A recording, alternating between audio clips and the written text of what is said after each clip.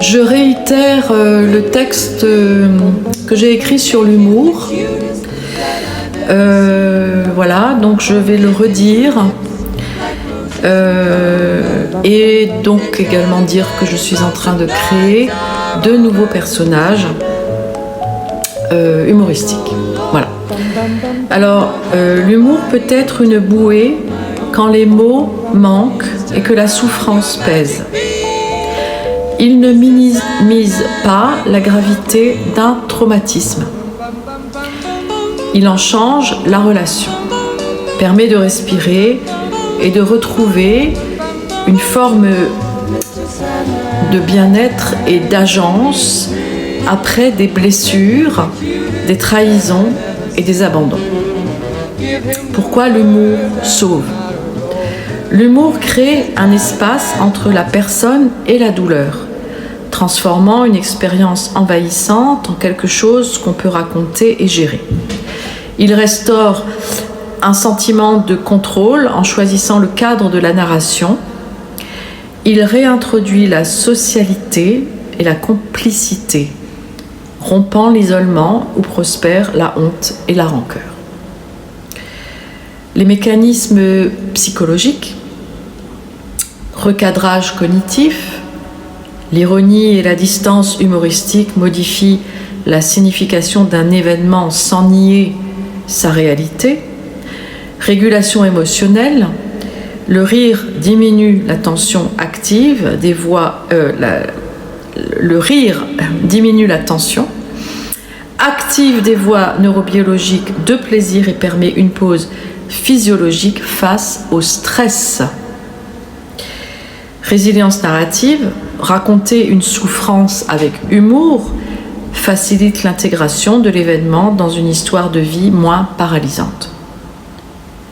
Raconter pour se libérer, transformer un épisode douloureux en anecdote permet de reprendre la plume de son récit, humour partagé, plaisanter avec des alliés, soulage et révèle des soutiens invisibles mais aussi visibles, autodérision ciblée, utilisée avec soin, elle diffuse la honte, évitée quand elle masque la colère légitime. Routine protectrice, blagues, rituels légers ou lecture humoristique comme pause régulière pour reprendre souffle. Donc c'est important de reprendre son souffle et de se poser pour écrire ses sketchs et pour créer ses personnages. Alors il y a quand même des mises en garde et des limites. L'humour n'efface pas les torts ni ne remplace la justice, la réparation ou le soin. Il peut devenir un écran si employé pour éviter l'affrontement nécessaire des émotions ou pour dissimuler abus et violence. L'intention et le contexte comptent. L'humour contre un oppresseur peut être libérateur. L'humour sur la victime peut perpétuer la blessure. Donc il faut faire attention.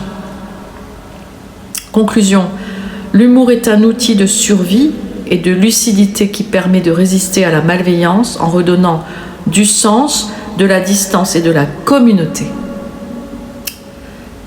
Pour ceux et celles qui savent faire de l'humour. Bien employé, l'humour restaure la dignité, ouvre l'espace du récit et rend possible la reconstruction après l'injustice, parfois les trahisons et parfois les abandons. Voilà, à tout à l'heure pour d'autres vidéos. Oh, la belle vie, sans amour, sans soucis, sans problème. Allô? Allô? Ouais, Louis-Jean, ouais, salut, ouais, c'est Cerise. Ouais. Ça va? Ouais, je suis toujours à Paris, là, ouais. Ouais, je suis au bureau. Ouais. Ouais, il est déjà 19h, mais bon, je bosse toujours, tu vois. Ouais. Écoute, je voulais te demander, là, tu sais, pour l'artiste, là, qu'on doit booker, là, sur certaines salles, ouais, on n'a pas eu la subvention. Ouais. Ouais, alors, en fait, si tu veux, moi, ce qui m'embête beaucoup, c'est que si on n'a pas la subvention, on peut pas se payer, quoi. Ah. Bon, lui, à la limite, on s'en fout Ouais. Non, moi, je lui ai dit, pour la partie qu'il fait, bon, c'est un jeune artiste. Ouais, on met file, ouais, 100 balles, quoi. Ouais, bah, il joue 1h30 quand même, hein. Qu'est-ce que t'en penses? Ouais. Ah, d'accord, ok, tu me rappelles. Ok, d'accord. Ok, bon, écoute, on en parle après. Ouais. Allez, à toutes. Ah, putain, merde.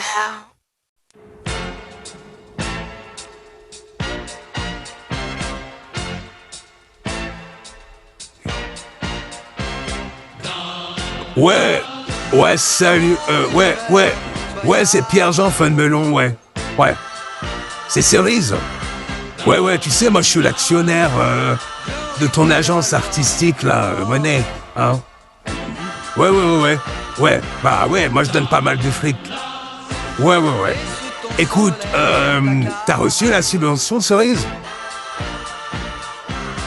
T'as pas reçu la subvention, comment ça? Putain, mais c'est pas possible, mais vous me boussez comme des bras cassés, mais c'est pas possible.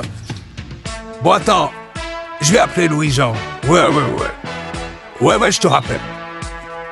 Putain de bordel.